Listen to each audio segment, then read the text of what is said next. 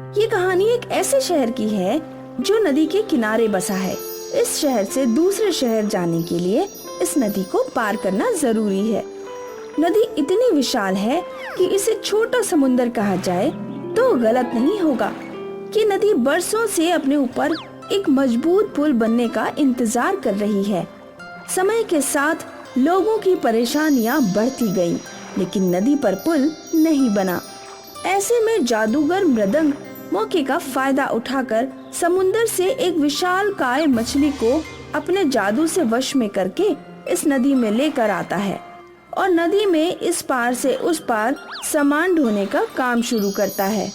हमारी जादूगर मछली तुम्हारा सारा सामान इस पार से उस पार सुरक्षित ले जाएगी। तुम्हारी मछली एक बार में कितना सामान ले जा सकती है? तुम बताओ तुम्हारे पास कितना सामान है? मेरी जादुई मछली में बहुत क्षमता है। किराया कितना होगा? 2 रुपए किलो के हिसाब से किराया फिक्स है और किराए में कोई मोल भाव नहीं होगा। जादूगर, मेरा एक ट्रैक्टर है जो उस पार ले जाना है, जा सकता है क्या? चिंता मत करो, मेरी माल वाहक जादुई मछली ट्रक और बस भी ले जा सकती है। फिर तो तुम्हारा छोटा सा ट्रैक्टर है। ठीक है, मैं अपना ट्रैक्टर लेकर आता हूँ। मैं भी अपना सामान लेकर आता हूँ। मेरी जादुई मछली अपना मुंह खोलो। चलो तुम भी अपना ट्रैक्टर लेकर अंदर आ जाओ।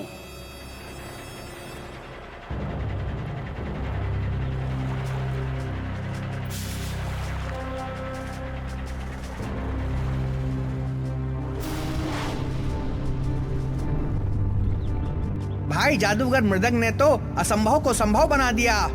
हाँ, मालवाहक हवाई जहाज और पानी के जहाज, इनके विषय में तो सुना था, लेकिन मालवाहक मछली ऐसा पहली बार सुना है। सुना नहीं, देखा है अपनी आंखों से। मैंने 5 बोरा अनाज आज ही इस पार से उस पार पहुंचाया है। मैंने भी 5 क्विंटल कोयला नदी के उस पार पहुंचाया है। 100 बकरियां मेरी भी मछली के पेट में बैठकर उस पार पहुंची हैं, वो भी सही सलामत। कुछ भी हो, जादूगर ने कमाल की व्यवस्था की है। जो काम सरकार को करना चाहिए था वो एक जादूगर कर रहा है। मेरा मतलब, अगर इस नदी पर एक पुल बन जाता तो इस जादुई मछली की जरूरत ही नहीं पड़ती। जादूगर मृदंग के पास ऐसा क्या जादू है जो इसने इस विशालकाय मछली को अपने काबू में कर लिया है? भाई, हमें उसका जादू से क्या लेना देना? हमें तो आम खाने से मतलब है, गुठली गिनकर क्या करेंगे? चलो भाई, हमें बंदरगाह समय से पहले जाना होगा। आजकल मालवाहक मछली के लिए एडवांस बुकिंग हो रही है। हाँ हाँ, चलो चलो, हम भी साथ चलते हैं। क्षमा करना भाइयों, आज की बुकिंग पूरी हो गई है। अब इससे ज्यादा सामान नहीं ले जाया जा सकता। आप लोग कल के लिए एडवांस बुकिंग कर दो। ये क्या बात हुई? हम सुबह से लाइन में लगे हैं। जादूगर, मेरा सामान बहुत अर्जेंट है। अगर आज उसे पार नहीं पहुंचाया तो बहुत नुकसान हो जाएगा। मुझे भी अपनी कार लेकर उस पार जाना है। अरे जादूगर भाई, मुझे अपनी बेटी का दहेज लेकर जाना है। आप सब लोगों से एक बार फिर क्षमा मांगता हूँ। मेरी माल वाहक मछली में अब बिल्कुल जगह नहीं है। जादूगर मृदंग की माल वाहक मछली दिन रात माल ढोने का काम करती है। जादूगर मृदंग इससे बहुत पैसे कमाने लगता है। एक मालवाहक मछली से नगर के लोगों को आने जाने और माल पहुंचाने की सुविधा मिल गई है। इससे उनका कारोबार बढ़ने लगता है। बढ़ता हुआ कारोबार मालवाहक मछली पर और बोझ बढ़ा देता है। जादूगर मृदंग मौके का फायदा उठाकर समुंदर से 2 और विशालकाय मछलियां अपने जादू से वश में करके लेकर आता है। अब उन मछलियों से भी माल ढोने का काम कराने लगता है। रेत से भरे ट्रक, आदमियों से भरी बसें और सब्जियों से भरे ट्रैक्टर अब उन तीनों मालवाहक मछलियों के द्वारा इस पार से उस पार आने जाने लगते हैं। नदी के तट पर लोगों की भीड़ कभी कम नहीं होती। तीनों मछलियां काम करते हुए थक जाती हैं, लेकिन जादूगर मृदंग उनसे काम कराते हुए नहीं थकता है। बहन, जुल्म सहना जुल्म करने के बराबर होता है। तुम सही कह रही हो। हम जादूगर मृदंग का जुल्म ही सह रहे हैं, और अब कब तक सहेंगे इस जुल्म को? जब तक हम चुप रहेंगे और आपस में बटे रहेंगे। क्या मतलब? एकता में बहुत ताकत होती है। अब हमें अपनी शक्ति को पहचानना होगा और इस जादूगर मृदंग का जादू तोड़ना होगा। हम उसके ऊपर से बाहर कैसे आएंगे? आत्मशक्ति और आत्मविश्वास, इसके आगे किसी का जादू नहीं चलता। अगर हम ठान ले तो हम कुछ भी कर सकते हैं। अगर ऐसा है तो समझो हमने ठान लिया। कल के सूरज के साथ नगरवासी हमारी असली शक्ति को देखेंगे। हाँ, कल हम बता देंगे कि हम भी क्या चीज हैं। तीनों जादुई मछलियां अपने बागी तेवर दिखाते हुए नदी में आतंक दिखाना शुरू करती हैं। तीनों मछलियों के आतंक से नदी में तूफान सा आ जाता है। बाढ़ के हालात बन जाते हैं। पानी नदी के तट से बाहर निकलकर शहर में घुस जाता है। लोगों की दुकान मकान पानी में बहने लगते हैं। नगर में अफरा तफरी मच जाती है। जादूगर मृदंग अपने जादू से हालात पर काबू पाने की कोशिश करता है, लेकिन कोशिश नाकाम होती है और तीनों बागी मछलियां जादूगर मृदंग को नदी में डुबाकर मार देती हैं। फिर भी मछलियों का क्रोध शांत नहीं होता। तब नगरवासी उन मछलियों से शांत होने की प्रार्थना करते हैं। हे जादुई मछलियों, तुम्हारा अपराधी जादूगर मृदंग था जिसने तुम्हें मार दिया है। जादूगर मृदंग को उसके किए की सजा मिल गई है। हम नगर के लोग निर्दोष हैं, कृपया हमें नुकसान मत पहुंचाइए। तुम लोग इतने निर्दोष नहीं हो जितना दिखाने की कोशिश कर रहे हो। हम मछलियों को मालवाहक जहाज तुम ही लोगों ने बनाया है। इस नदी पर पुल बनाने का काम सरकार का है। तुम लोग अपने नेताओं से काम करा नहीं सकते, इसीलिए हम बेमुंह की मछलियों को परेशान करने लगे। परेशान करने की भी एक सीमा होती है। हमें अपनी गलती का एहसास हो गया है। हाँ, हमें जादूगर मृदंग का साथ नहीं देना था। आइंदा हम किसी को ये काम नहीं करने देंगे। ठीक है, अगर हम शांत भी हो जाएं, तब भी हमारे साथ न्याय नहीं होगा। हाँ, हम समुद्र में रहने वाली मछलियां हैं। इस नदी के थोड़े से पानी में हमारा दम घुटता है। क्या तुम लोग हमें वापस समुद्र में भेज सकते हो? हाँ, हम कलेक्टर साहब से प्रार्थना करके तुम तीनों को सम्मान के साथ समंदर में वापस भेजने की व्यवस्था करेंगे। तीनों मछलियां नगरवासियों की बातों से संतुष्ट होती हैं और अपना क्रोध शांत करती हैं। कलेक्टर साहब बड़े ही वैज्ञानिक और व्यवस्थित तरीके से तीनों मछलियों को समुद्र में वापस भेज देते हैं। इस प्रकार तीनों मछलियां अपने घर वापसी पर खुश होती हैं।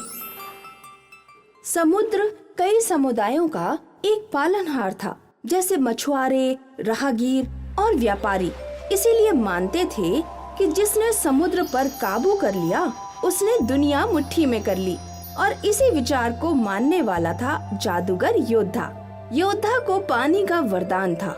वो पानी पर चल सकता था, पानी से खेल सकता था और पानी को रोक भी सकता था, मानो पानी योद्धा के इशारों पर चलता हो। योद्धा, मुझे तुम्हारी काबिलियत पर यकीन है। तुम एक दिन पूरी दुनिया पर राज करोगे, पर तुम्हें कई सालों की तपस्या की अग्नि में जलना होगा। मैं तैयार हूँ गुरुदेव। यशस्वी भवा। अपने गुरु से दीक्षा लेकर जादूगर योद्धा तपस्या में बैठ गया। दिन बीते, महीने बीते और साल बीत गए और देखते ही देखते एक सदी बीत गई। जादूगर योद्धा अपनी तपस्या में ही लीन था। आखिर एक दिन उसकी तपस्या पूर्ण हुई। उसे उस शक्ति की प्राप्ति हो गई जिसकी वो कामना कर रहा था। गुरुदेव, मैंने वो शक्ति पाली है। अब मैं सारे समुद्र पर राज करूंगा। बहुत अच्छे योद्धा, पर कैसे? मेरी तपस्या से मुझे ऐसी शक्ति प्राप्त हुई है जिससे मैं समुद्र को एक बोतल में भर सकता हूँ। क्या? हाँ, समुद्र को एक छोटी सी बोतल में मैं भर सकता हूँ। चलो तुम्हारी शक्ति को आजमाते हैं योद्धा। जादूगर योद्धा अपने गुरुदेव के साथ एक समुद्र के पास गए। इस समुद्र को बोतल में भर लो, ये लो। गुरुदेव ने जादूगर योद्धा के हाथ में एक कांच की बोतल दी और फिर जादूगर योद्धा ने अपनी आंखें बंद की और ध्यान किया। और जब उसने अपनी आंखें खोली तो उसके हाथ के इशारे समुद्र मान रहा था। जादूगर योद्धा ने सारे समुद्र के पानी को एक छोटी सी कांच की बोतल में भर लिया। वाह, ये हुई ना बात। अब चारों दिशाओं में तेरा हाहाकार मचेगा। अब क्या करना होगा गुरुदेव? तुझे अपनी शक्ति दुनिया को दिखानी होगी, तभी तुझसे लोग डरेंगे और तू पूरी दुनिया का स्वामी बनेगा। तो चलिए। योद्धा और उसके गुरुदेव एक मछुआरे की बस्ती से होकर समुद्र की ओर गए। सारे मछुआरे दोनों जादूगरों को घूरे जा रहे थे। योद्धा, गुरुदेव ने योद्धा को एक कांच की बोतल दी और फिर पहले की तरह योद्धा ने अपनी आंखें बंद की और समुद्र को अपने वश में कर लिया। समुद्र योद्धा के इशारे पर चलने लगा। योद्धा ने अपनी आंखें खोली और समुद्र के सारे पानी को उस छोटी सी कांच की बोतल में भर लिया। जहाँ गहरा समुद्र था, अब वहाँ एक सूखा रेगिस्तान बन चुका था। सारे मछुआरे हैरान थे। वहाँ खड़ा हर इंसान असमंजस में फंस गया था। सभी योद्धा और उसके गुरु के सामने झुक गए। आज से मैं तुम्हारा स्वामी हूँ। इस समुद्र को मैं अपने साथ ले जा रहा हूँ। मालिक, आप ऐसा करेंगे तो हम जैसे मछुआरे कैसे जिएंगे? समुद्र ही हमारा जीवन स्रोत है। तो आज से मैं जो बोलूँ तुम वही करोगे? जी मालिक। आज से मैं तुम्हारा भगवान हूँ। तुम सब मेरी सेवा करोगे और अगर मैं तुम्हारी सेवा से क्रोधित हुआ तो हमेशा हमेशा के लिए इस समुद्र को बोतल में भर लूंगा। समझ गए? आप जैसा बोलेंगे हम करेंगे। कृपया समुद्र को वापस लौटा दीजिए। योद्धा ने बोतल को पलट दिया और सारा पानी समुद्र में वापस आ गया। मछुआरों की जान में जान आई। याद रखना, मेरा गुस्सा तुम सब पर भारी पड़ सकता है। हम आपको कोई शिकायत का मौका नहीं देंगे। जादूगर योद्धा और गुरुदेव एक आलीशान महल में रहने लगे। सारे मछुआरे और गांव वाले इनके सेवक बन गए। मेरे लिए हिरन का मांस लेकर आओ। जाओ। पर हमारे जंगलों में हिरन नहीं है। मुझे नहीं पता तुम क्या करोगे। जाओ, मेरे लिए हिरन का मांस लेकर आओ। जाओ। मछुआरों ने एक मछुआरे को जंगल में भेज दिया हिरन का शिकार करने के लिए। एक मछुआरा काफी दिनों तक हिरन को ढूंढता रहा, पर उसे हिरन न मिला। फिर एक रात उसे नदी किनारे हिरन दिख ही गया। मछुआरे ने हिरन की ओर अपना तीर फेंका, पर इससे पहले कि वो तीर हिरन को लगता, वो तीर रुक गया। मछुआरे को अपनी आंखों पर यकीन नहीं हो रहा था। ये कैसे हो सकता है? तभी उसके सामने एक बूढ़ा जादूगर आया। ऐसे हिरन का शिकार करना गलत बात है। ये मेरी मजबूरी है। मछुआरे ने रोते रोते योद्धा और उसकी सारी हरकतें येन को बताईं। अब आप ही बताओ, मैं क्या करूं? अगर मैं हिरन का शिकार नहीं करूंगा और जादूगर योद्धा गुस्सा हो जाएगा तो वो सारा समुद्र वापस बोतल में भर लेगा। हमारा सारा समुद्र ही खतरे में पड़ जाएगा। तो ये समस्या है। मुझे जादूगर येन के पास ले चलो। पर हिरण का मांस? बोलना, मैंने हिरण को जीवन दान दे दिया। मछुआरा समझ चुका था कि वो बूढ़ा आदमी भी कोई जादूगर था, इसीलिए वो उसको चुपचाप अपने साथ जादूगर योद्धा के महल ले गया। कहाँ है मेरे हिरण का मांस? इस बुढ़े आदमी ने आपके हिरण को जीवन दान दे दिया है। क्या? कौन है जिसकी इतनी हिम्मत कि वो मेरे शिकार को बचाए? मैंने तुम्हारे शिकार को बचा लिया। अगर तुम में हिम्मत है तो मुझसे लड़ो। तुम एक बुढ़े आदमी हो, लगता है मेरी शक्तियों से अनजान हो। एक बार आजमा कर तो देखो, या फिर तुम डर गए? जादूगर योद्धा ने अपनी पानी की शक्ति से येन पर हमला कर दिया।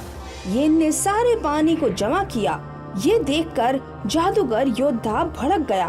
उसने सारे महल में पानी भरना शुरू कर दिया। येन पानी के ऊपर उड़ने लगा। बस इतना ही? येन ने सारे पानी को सुखा दिया और फिर अपने मुंह से ज्वाला बरसाना शुरू कर दिया। जादूगर योद्धा और उसका गुरु जान बचाने के लिए भागने लगे। जादूगर योद्धा, कहाँ गई तुम्हारी सारी ताकत? हमें माफ कर दो, हमें जीवन दान दे दो, हमें माफ कर दो। तुमने बहुत लोगों को अपना गुलाम बनाया है। आज के बाद तुम इनकी गुलामी करोगे और अगर तुमने जरा भी जादू किया तो वो तुम्हारा आखिरी दिन होगा। हमें मंजूर है। जादूगर येन ने जादूगर योद्धा और उसके गुरु को सबक सिखाया। उन दोनों का अहंकार टूट गया और वो आम इंसानों के साथ घुल मिलकर रहने लगे।